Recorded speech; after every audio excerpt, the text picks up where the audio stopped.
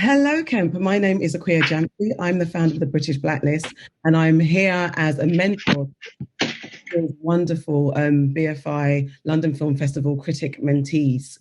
It's a Great. scheme that we're running that's just trying to encourage more diversity in the critical field.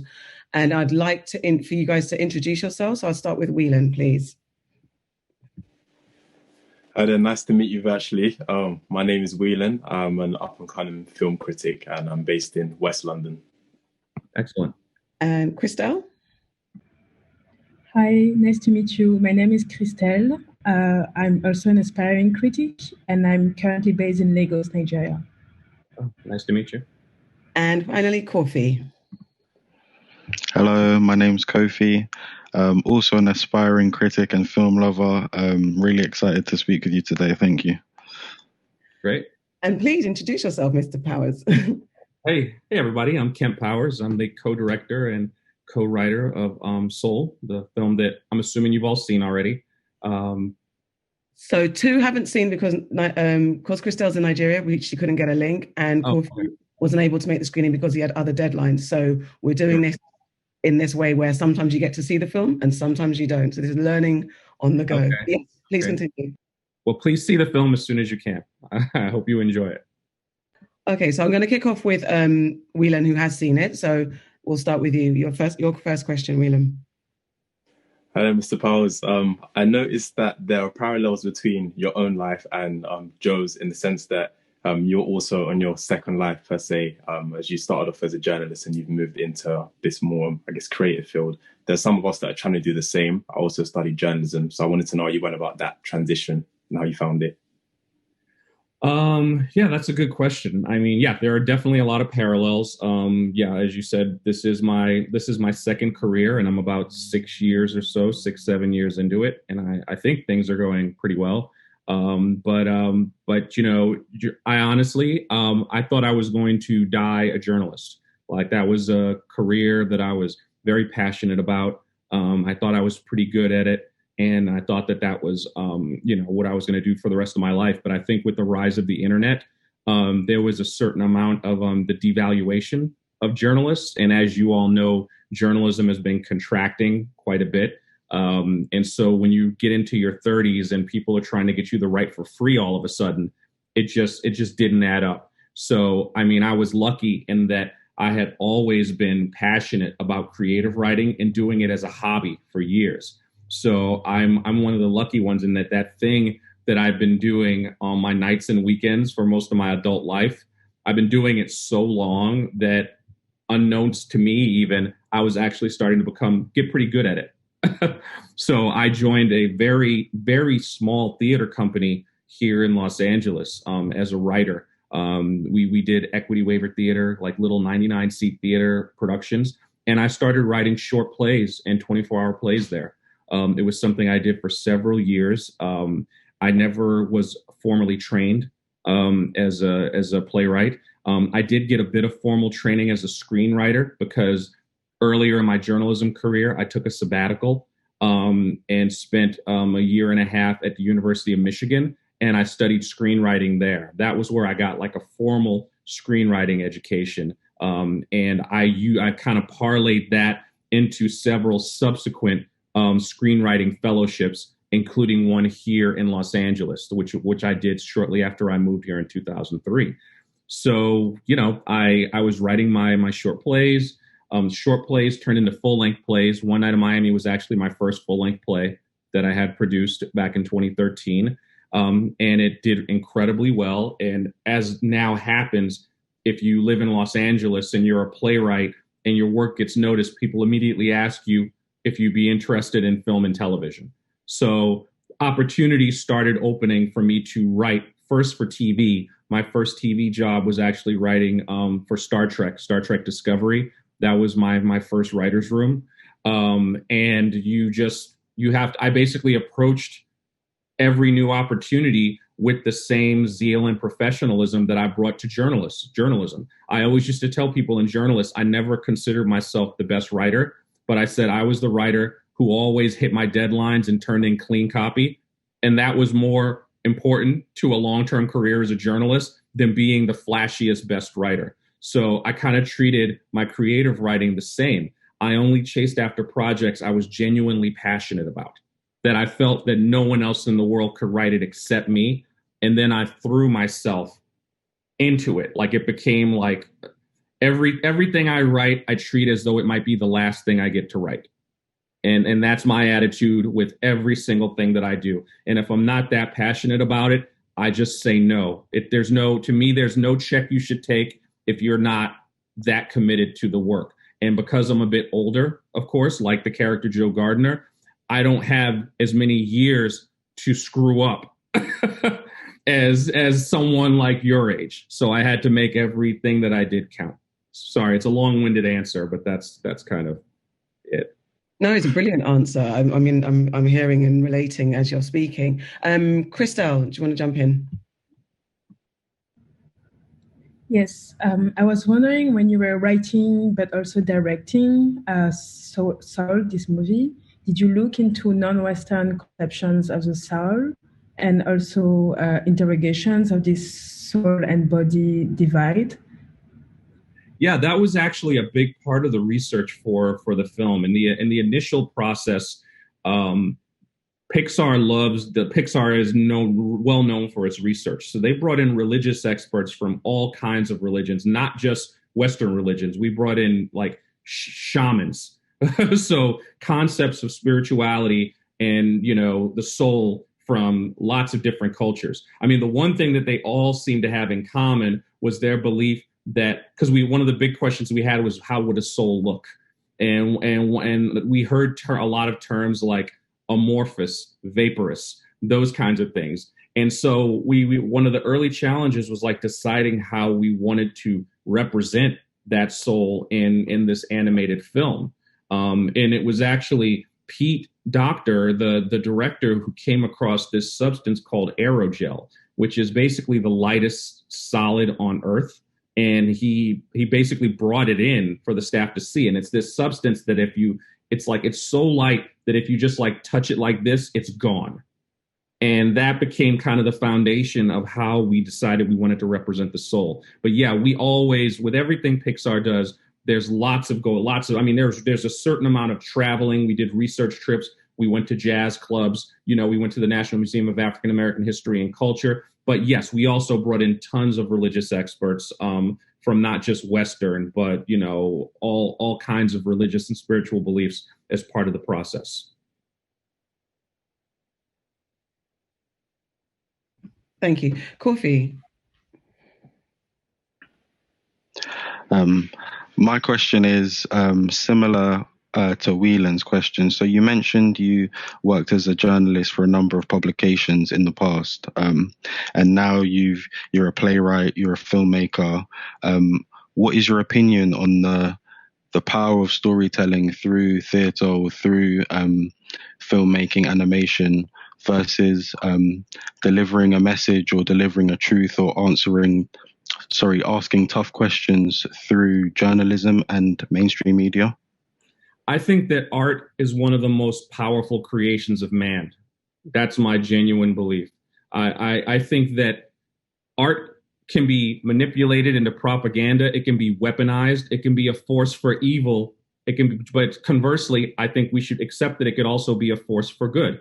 Ultimately, it represents the beliefs and the feelings of the artist. But I'm someone who's always held, people would say in a post-apocalyptic scenario, art isn't something that's necessary. But I try to remind them that art is what will get us to that post-apocalyptic scenario.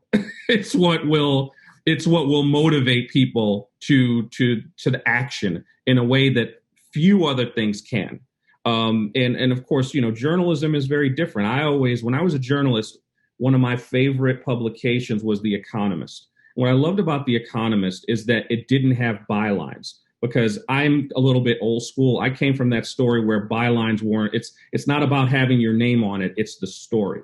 Because I do feel that there is a certain social responsibility that the journalist has. It's like helping keep government in check. Like journalism is I've always seen it as a very noble profession, not unlike being a firefighter, which was coincidentally what I wanted to do as a young man.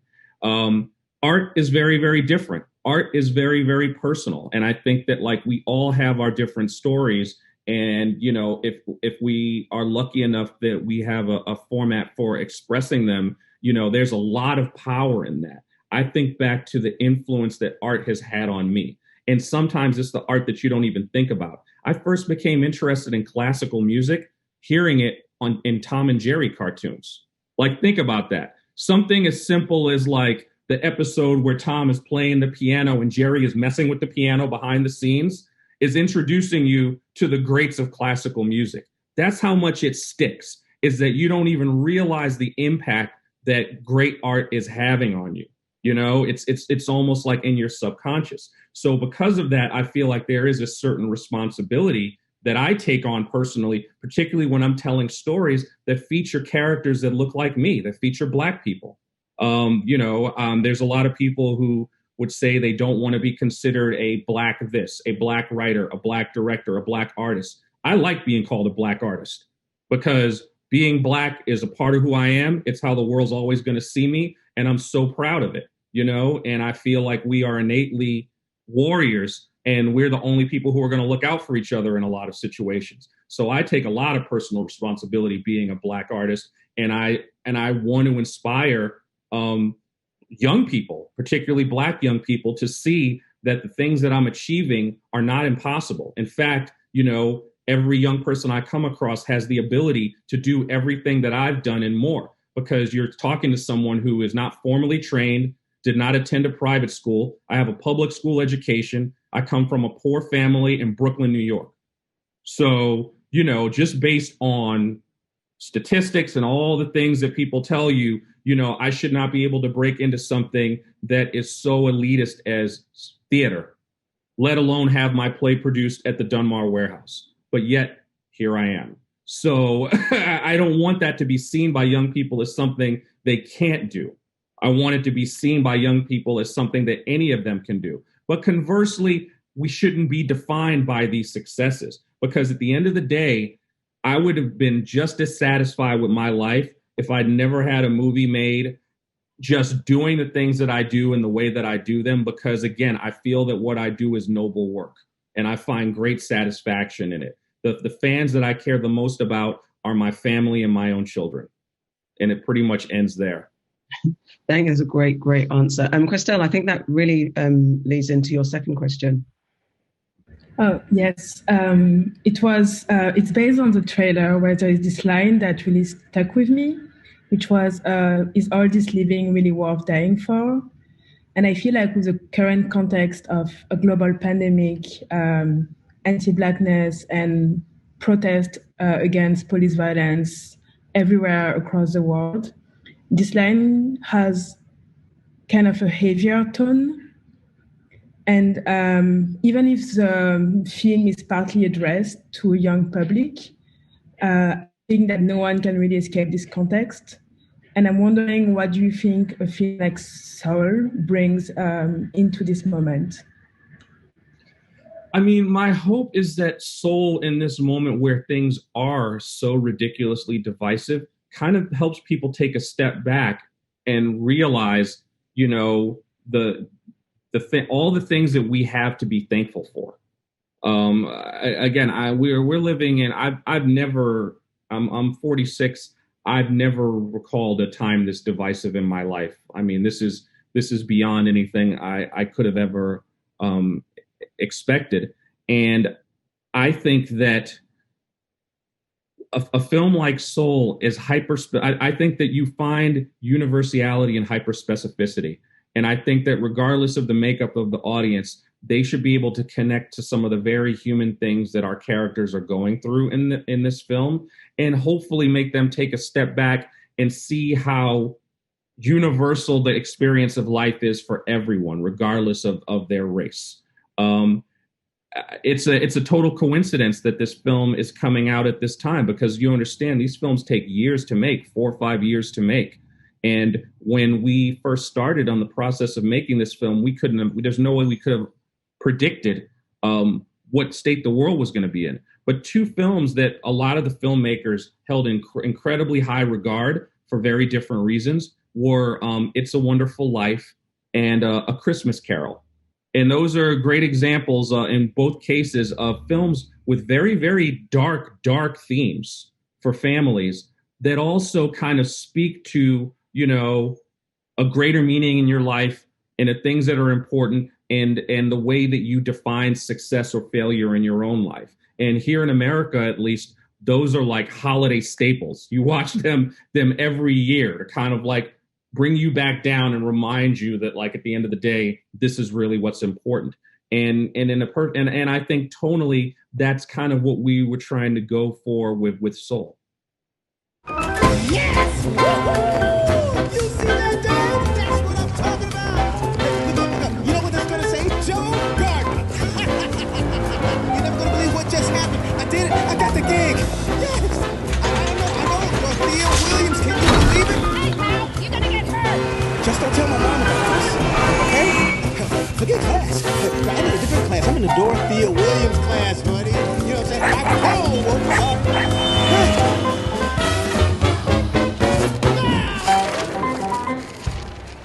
Whelan, I think, yes, your next question would fits really well. Yeah, so I was gonna ask you, so do you feel like when it comes to Black animation, is this more of a moment, or is this something that we should look forward to in the future? Is this the beginning of a trend? I think we should look forward to a lot more of it in the future. You should look forward to more of it from me. This won't be the last animated thing you see from me, for sure. And there's lots of other people. There's lots of folks who worked on this film who I know are working on other films that are coming. You know, animation is a small, incestuous little world, and a lot more new voices are coming up. A lot of new voices are coming up at Pixar, not just Black, not just, you know, lots of different voices, different ethnicities, different cultures. And I believe personally, this is a sign of something new, not least of which because of the fact that it's not just Disney Pixar anymore. You're seeing animation coming from different environments. You're seeing outlets like Netflix. It's not just, you know, 2 or 3 big animation houses, and it's created a lot of new opportunities that didn't exist before for new voices. So I personally think that that it's a trend, and it's a positive trend. And I think we've got time for one more question, and that will be from Kofi, please. I just wanted to ask, finally, you mentioned new voices, and it not being a trend. Obviously, Black representation is important for all of us, but just personally, I suppose to end, what does bringing the first Black kind of animated Pixar lead mean to you as a Black man? Honestly, it's one of my proudest. It's a proud moment that I never thought I would have in my career. When I saw the first Toy Story in theaters, my mind was blown. Like, it was beyond anything that I could have imagined. So if I went into a time machine and told myself that one day I would be making a movie with the people who did that movie, and it would be a movie bringing a specifically Black character from my hometown to audiences using all the tools at their disposal, I would not have believed it. So honestly, this is kind of one of like the most, this is a beyond proud. I'm so proud to have done something that my entire family can gather around the television and watch together. Because look, I'll be perfectly honest, a lot of my stuff, not everyone in my family can get with. Sometimes there's too much cursing, but this is one of the first things that I've done that like everyone in my family can enjoy. And I think, you know, be proud of me for having brought forward. So it means an incredible deal to me. And on that note, thank you so much, Kemp. I really appreciate your time. We love the film and excited for everybody else to see it when it comes out later on Disney+. Guys, thank you very much as well for your contribution. These are our critics of the tomorrow. So yeah, we're excited. Yeah, my pleasure. It's great to meet you all, and good luck with your endeavors. Thank you very much.